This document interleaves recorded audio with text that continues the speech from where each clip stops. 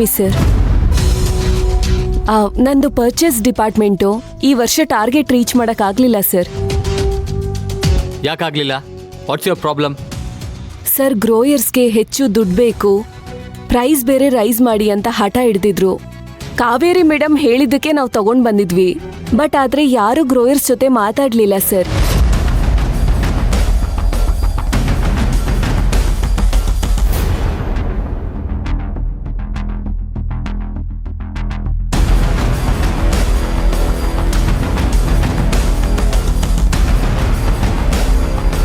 Kaveri, sorry madam,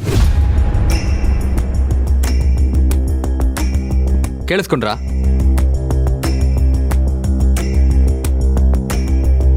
hello madam, ನಿಮ್ಮನ್ನೇ ಕೇಳ್ತಿರೋದು.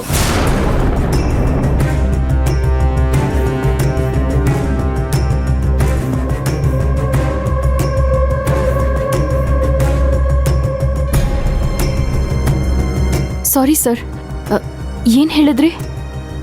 ಅವ್ರ ಗ್ರೋಯರ್ಸ್ ಹೆಚ್ಚಿಗೆ ಪ್ರೈಸ್ ಕೇಳಿದ್ದಾರೆ. ಯಾರು ಅವ್ರ ಜೊತೆ ಮಾತಾಡಿ ಸೆಟಲ್ ಮಾಡಿಲ್ಲ. ಆ್ಯಂಡ್ ಪರ್ಚೇಸ್ ಡ್ರಾಪ್ ಆಗಿದೆ. ಇದು ನಿಮ್ಮ ಗಮನಕ್ಕೂ ತಂದಿದ್ರಂತಲ್ಲ?